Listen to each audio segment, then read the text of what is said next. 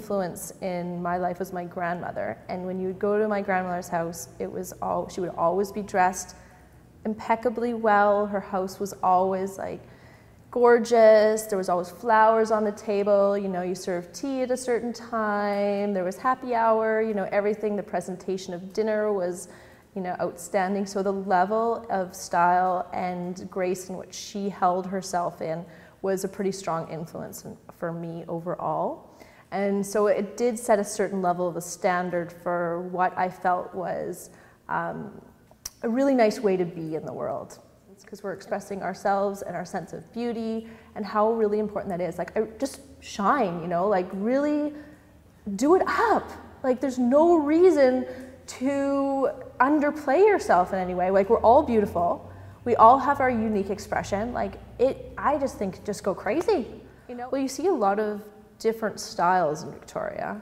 I mean, you have, so there's I think a wide range of looks that kind of come out on the street. And I mean, that's exciting. There's no set thing. You can basically wear anything that you want and it's going to be accepted.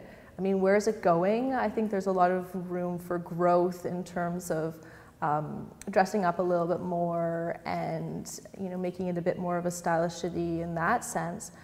But I think the gift of Victoria is that you do have such a kind of eclectic mix of styles, and that's fun. I really love that there's so many flowers that grow here. I love that it's a garden city and you can walk through some of the houses and there's such beautiful gardens. I love that. And I love that it's such an accessible city too. It's easy to get around, people are really friendly, you can get to know the community really well.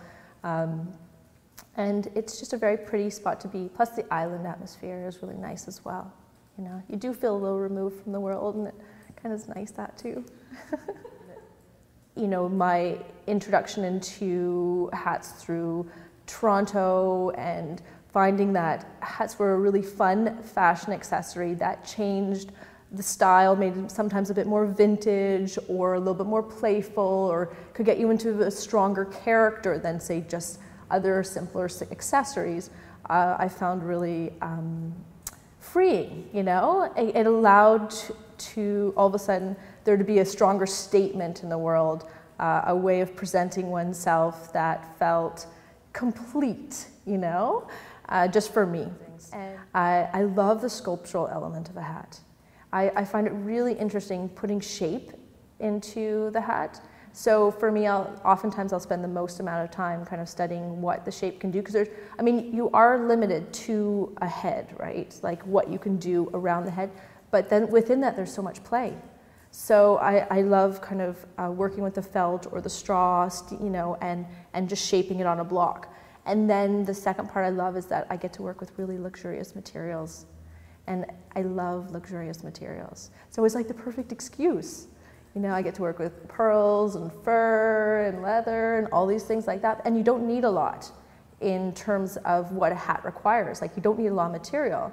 So, you know, I can spend a little bit extra on being able to gather these materials. And that's a real pleasure for me.